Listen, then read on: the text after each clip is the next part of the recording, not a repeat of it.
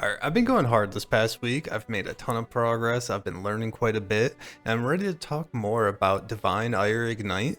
So I'm gonna go ahead and just jump right into it. There's gonna be a timeline at the bottom with a bunch of different sections. You can jump to those sections if there's a specific spot that you want to hear about. But I'm just gonna go ahead and jump into the skill gems and support gems right off the bat. So this is Divine Ire Ignite. And so I have a level 21, 20 quality Divine Ire. The quality gives beam width, which is kind of nice for clear. I don't think it's super important, but it's kind of nice to have a 21-20. Level 21 is super important for damage purposes, so definitely try to get a 21 as soon as you can. And then for supports, I have Inspiration, which is pretty mandatory for mana purposes. I have it qualityed up to 20, which gives it additional mana cost reduction. And without Inspiration, it is pretty difficult to sustain your mana cost, even with Lightning Golem and all the free mana generation that this build gets. So I have Inspiration there. Next is Burning Damage. This is just a great damaging support. This replaced Ignite Proliferation once I got Ignite Prolif on my glove implicit. It is a bigger damage multiplier than Ignite Prolif, and makes up for the fire dot multi that you lose on glove implicit. Next is Infused Channeling. This is a mandatory channeling support. It gives you a really good damage multiplier and then a pseudo fortification when you are channeling the skill. And then the quality is pretty big. It gives you a little bit more of a damage reduction. Swift Affliction is a huge damage multiplier. It reduces the duration of the ignite slightly, so we are sitting at a 3.5 second ignite with our curses on a target. And then finally, I have Cruelty support in. I was rocking Focused Channeling support for a little while. It's kind of a win more support, where if you are able to sit still and channel, this support is the best damaging support you can have by a large margin. But if you aren't able to sit there and channel for about 2/3 of your time playing, you are going to be missing out on quite a bit of damage because you aren't actually channeling up for 2 seconds. So I'm going to ditch this and I'm going to be going with Cruelty support. I have not actually tested this against endgame bosses yet. I assume I'm able to get Cruelty cap because Divine Ire does have a really big hit. I'm a little worried about Uber bosses potentially not having enough Cruelty, but we'll just have to deal with that when we get there. I have not pushed into tier 17s quite yet. I'm doing tier 16.5s from Egan, nice and easy. I've been juicing up my maps quite a bit and having no difficulties. I've only died once since I got spell suppression capped. So things are going good. Let's go into auras. So I have Herald of Ash, Hatred, Determination, and Herald of Purity. The two heralds are amplifying the physical damage that Divine Ire starts with. And then Herald of Ash has a little bit of an on-kill burning effect, but it really doesn't do that much. It's mostly the Ignite Prolif doing that. And then Hatred is the main scaling damage aura for this build. It gives a ton of physical as extra cold. This got reworked in Settlers League, so it doesn't give more cold damage anymore. It's just pure fizz to cold. So it's actually a big buff for this build. It was a damage neutral change for most builds, but the Hatred change was actually really big for this one. Same thing happened for Herald of Ash. That got a little bit more damage for this build from fizz to fire. And then finally, Determination. You just kind of need a defensive aura in this day and age of Path of Exile. So we have D-Term. Try to get this to level 21. I've been corrupting mine as soon as I get to level 20, and I haven't hit 21 yet. That is also true for Herald of Purity and Ash. Both those want to be level 21. Hatred gets a little bit more too. So yeah, getting level 21 on your auras are pretty big. Next, let's talk about golems. So a big part about this build is being a Golemmancer. We do the Golem Ascendancy, which gives us 2+2 to max golems, and then we have the Golem Notable, which gives us +1. So we have +3 max, so we have 4 total. And then we have a bunch of additional effect of golems as well. So our golems are super strong, and they all synergize with this build really well. Stone Golem is giving us life regen and defenses. Life regen is our main source of recovery for this build. You can get Doriani's Lesson as a notable on your cluster for an additional layer of regeneration or recovery. So that would be nice. But the main one is life regeneration. So stone golem's big for that. We have more sources I'll get into a little bit later. Next is lightning golem, which is cast speed and mana regen rate. The mana regen is huge, enables this build to not be Eldritch Battery. Otherwise, if you didn't have lightning golem, you would probably have to go Eldritch Battery, and that makes things quite a bit more difficult. And then the cast speed is really important for this build. Building up stacks quickly is super important for just playing the game well, so you don't like get hit by monsters because you're standing still for too long. And it's not like, it doesn't increase your damage output, but it kind of does when you're mapping, and then it just like keeps you from not dying. Next is the Chaos Golem. This is the big one. So this gives us a huge amount of damage over time multiplier and a lot of Chaos Res. I am actually over 100 Chaos Res at the moment because I have a Amethyst Ring still. Obviously, I'm like over capped on Chaos Res, but it's nice getting Chaos Res capped because of the Stone Golems, the Chaos Golem, so that's super nice. And then finally, we have the Flame Golem, which is giving us just damage and area of effect. This is quite a bit of area effect because all of these Golem modifiers are getting multiplied by several times. I think it's about 4 times maybe. So that's quite a bit of AoE that's giving us. All of the golems scale with quality, so getting quality on your golems is pretty big. I have automation, molten shell, which is pretty basic and standard. And then finally, I have the Arcanist brand with 2 curses, flammability, elemental weakness, and then flame surge. Flame surge creates a burning ground under the enemy based on the ignite, so it's basically just 25% more damage. And then flammability and elemental weakness are really important for reducing elemental reses. Quality on them are pretty important because it increases the ignite duration on the enemy, which is pretty good for single target situations. Whew. Blazing through this. I think that was basically all the skill gems. 1 second. Travel abilities. I have Frostblink of Wintry Blast. That's like the standard traveling ability. You gotta move across the map. You're doing this all the time. And then when I'm moving between packs, I usually Frostblink, then Flame Dash. It's a nice little 2-part combo, and you can blast them. So those are my 2 movement abilities, and that's the last of the skill gems. So let's move on to the skill tree. Pretty basic fire damage over time tree. Go down to the left and get all the max res, life, endurance charges, armor, and then the armor mastery is pretty important. I have some tattoos in here for some fire res and armor. Fire damage. You can't afford to get rid of too much strength nodes because I am just barely enough strength for a Conquest Lamellar at the moment. If you get some more strength elsewhere, you could maybe replace a few more of these tattoos, which is kind of nice. You can do a lot of tattoos though. So you see I have curse effect, reduced curse effect on me, and then some reduced crit damage. Some resistances. Yeah, so you can replace a lot of these int nodes. You can see I have a bunch extra of int. So eventually you can do most of those. And then we go over to the right and get the Golem and Herald clusters. Those 2 are mandatory. And spell suppression is extremely important. That's the main reason we go over here. The other one being Whispers of Doom. This is really important for Elementalist scaling negative resistances. Eventually, you might be able to do an Anathema, which is a ring that allows you to do a lot of curses. If you know what you're doing, you might be able to set that up. Otherwise, I would recommend just going and getting Whispers of Doom. And then I have this Reservation Cluster and this Reservation Mastery at the moment. I am planning on replacing my helmet with a Reservation Efficiency helmet. And once I'm able to put this in, I can ditch the Reservation Cluster. And then once I get an Enlighten, I think I can ditch this Mana Mastery, so we can save a lot of skill points through that. I take this Faster Ignite Cluster because it's really good damage. And then I have my clusters. Right now I'm running a regular elemental damage cluster with Sadist instead of Doriani's Lesson.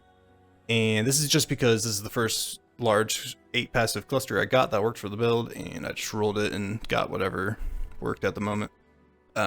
These notables aren't super important. Most of them work pretty well. The medium is a lot more important. I'm doing channeling clusters. I was initially planning on doing herald clusters for the herald aura effect notable. I think it's like purposeful harbinger or something. But I think this channeling one is way more important. Getting this enduring, unwavering focus, so you get 50% chance to avoid being stunned while channeling. Get 2 of those and you get stun immunity for Divine Ire. Super important that you don't get interrupted while channeling Divine Ire. Otherwise you'll like, go up to 3 or 4 stacks and have to shoot the beam off because you get stunned.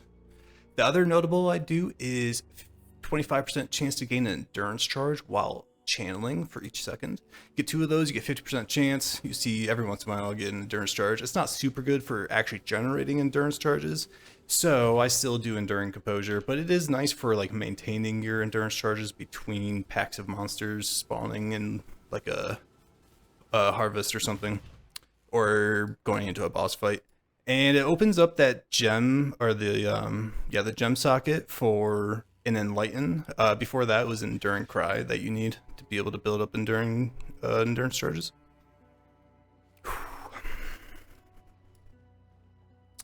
What did I miss? Masteries. So I have this life mastery because I did not get life on my chest piece, and I do prefer getting really good defenses and no life on my chest piece and then doing the mastery. You can just get like, 200 life on your chest piece and then save that skill point if that's what you want to do. You don't value defenses as much. I really like this life regeneration fire mastery. Regen is the main source of recovery for this build. I think I have about 10% life regeneration per second. And so that's really cozy and pretty important to have good recovery. The other fire mastery is the increased fire exposure effect. That is really good for Elementalist negative resistance scaling. And then the final mastery is +1 to max resist for having armor everywhere. I think I got everything. Oh, I have some good jewels. This one in particular I got really early on. Ailments deal damage faster, life, generic damage, reduce effective curses on me. Along with these tattoos, I have, pretty close to 50% reduce effective curses on me. That's pretty sick.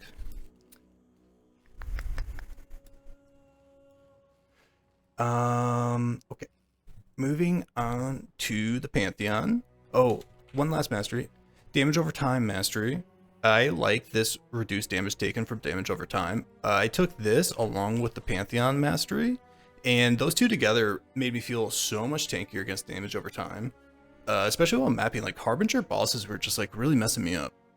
And, like Caustic Ground and stuff. So Burning Ground, especially from the Exarch mobs. So I think having those two sources of reduced dot taken adds up to being a really nice source of defenses. And then I like having this physical damage reduction for each enemy hit recently, because my physical damage reduction is not great. I need the chest piece with more defenses and then the physical damage reduction modifier.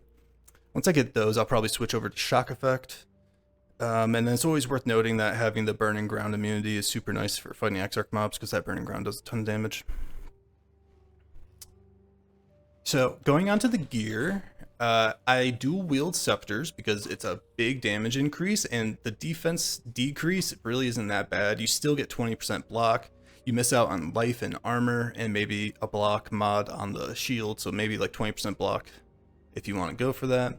But the damage increase you get is just so good for having two scepters, and then also cast speed is super important, and you can get around just fine with Frostblink Wintry Blast. You don't need shield charge anymore, so I would recommend dual wielding scepters for this build.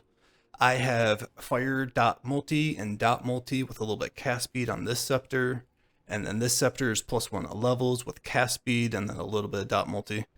Crafted fire damage on both of them. Neither of these scepters are like best in slot or going to be here forever. I've had them since basically day 2 or day 3 and have just been using them since, because it's pretty hard to upgrade from them. You'll get a scepter that's like kind of equivalent to this pretty quickly, and you should stick with it until you get something that's significantly better, or until you have enough currency to make something that's significantly better, because it is pretty difficult to make really good scepters. Probably going to do some recombinating. Got to farm a lot of gold and a lot of dust for that though. Next slot that's really important is your amulet. And this is a +1 to Fizz with a dot multi. I got this by just crafting Fizz on an amulet and got pretty lucky. It has life and strength on there. Both of those are pretty important to get. And then I crafted Dex and did attribute catalyst. This is a pretty sick amulet. I'll be using this for a while, but it's by no means best in slot. You could do like a mirrored simplex amulet or something, and like get like a super crazy amulet if you want to like go mirror tier. But you can also try to like fracture +1 to all skill gems, and then roll damage over time multiplier as the suffix. Multi-mod it with so multi-mod, and then suffixes can't be changed. Reforge fizz, and you get that +1 to fizz. Oh, you need can't roll attack modifiers, so that's why you multi-mod it.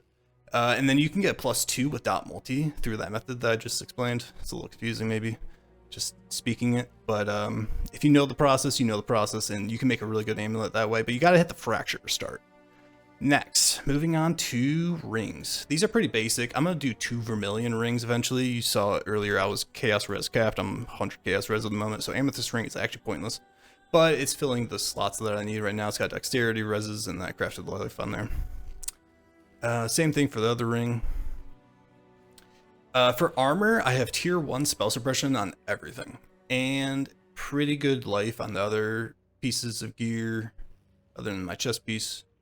And then, you know, your reses. It's pretty basic stuff, not super hard to craft.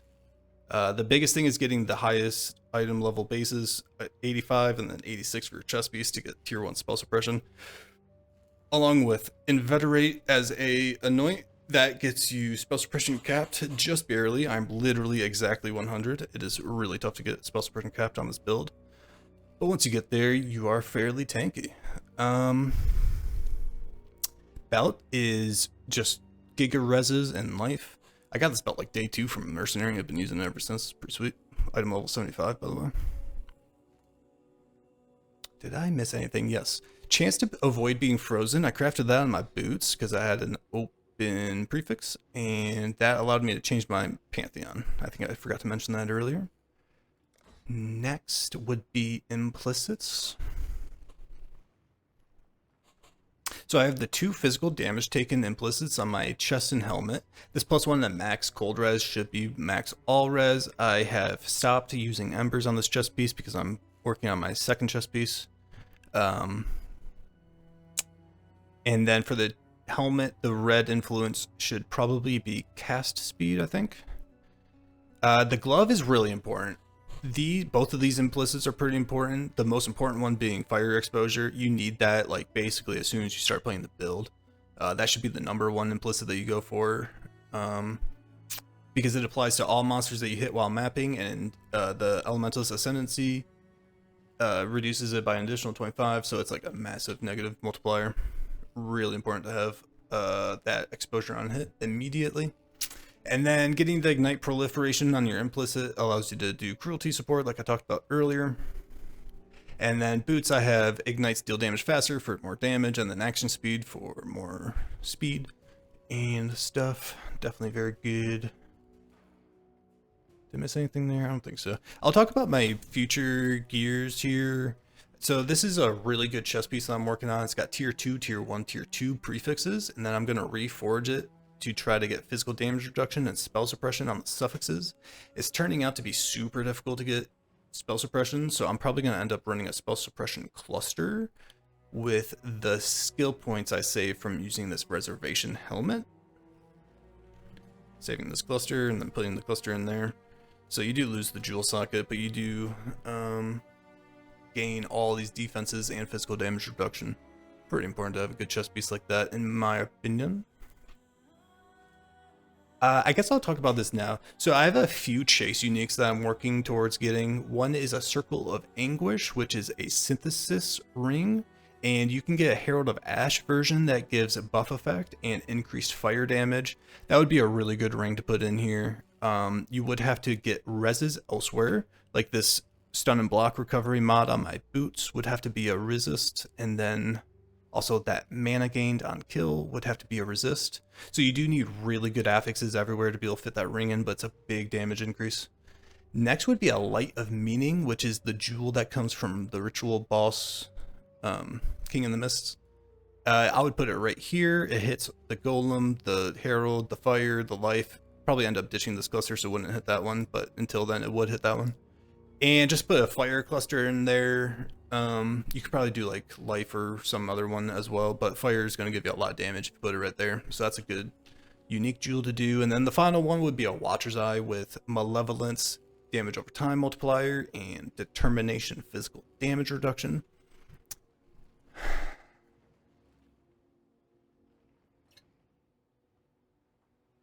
Moving on to the Mercenary. So we use a Blade Biter on this build, and that is because they get Malevolence and Grace. Malevolence is the second most important damage aura this build can get after Hatred. So awesome that you can get that on a Mercenary. I always want to call them rogues. And then we get Grace on top of that. Finally, the last skill that they have that's relevant is Abyssal Cry. This taunts the enemy, actually, so they will start attacking the Merc, and the Mercs are super tanky now, so they're like, you know, they're basically a tank. And then it also makes them explode when they die for chaos damage, which is sometimes relevant. The next most important thing about the Merc, after having these auras, is scaling the auras, the Malevolence in particular. And so I do that through the chest implicit. I have physical damage conversion right now. That should be Malevolence effect. I just don't have enough Eat cores. I'm working on that. And then I have it on the Rune Dagger. So this has to be a Rune Dagger. Blade Biters can only equip claws or daggers, and you can only get this Malevolence aura effect on caster weapons. So you have to use a Rune Dagger to be able to get this modifier on this Mercenary. And I believe it is Hunter only. So I have this dagger. I'm working on getting the second one for more effect. And then we also get effect on the belt and ring implicits through corruptions. And then finally, I have Scorched Ground, Eldritch implicit on the boots with a little bit of ailment effect crafted on there. I think that works. And movement speed is also kind of important, so your Merc keeps up with you, stays in range for your auras. Speaking of which, I have a little bit of area of effect on my gloves to increase the aura effect. I don't know if that's even enough to make a difference, but maybe, just in case. And then also, just in case, he has Extinguish on hit, which could maybe potentially matter. That prevents enemies from applying elemental ailments on you if it gets applied. And then I have a few uniques, the most important one being Eye of Malice. This is a helmet that Elementalists usually wear themselves, but because we have a Mercenary, we can throw it on him, and it increases their fire resistance. But if that resistance is negative, it actually increases it negatively. So we scale negative resistances through exposure and the 2 curses, and I don't actually know what their actual resistance is, but you know, they're in the negatives, and this amplifies it by 50%. So that's a pretty massive unique to have on a Mercenary. Next, I do Shaper Seed for 4% life regeneration and 80% increased mana regeneration. I don't think the Mercenaries really take damage now. They did a couple patches, and it seems like they're just kind of immortal now, so I don't think the local life regeneration matters for the Mercenary, but it does matter for us. 4% life regeneration is pretty good. And then I'm using the Highwaymen right now to steal charges in case I'm running like a tier 16.5 that has like Frenzy or power charges or whatever. I haven't actually seen this work yet, but theoretically it should be a nice little thing to have on my Merc to help me run map mods when doing tier 17s especially. I think I got everything on the Merc.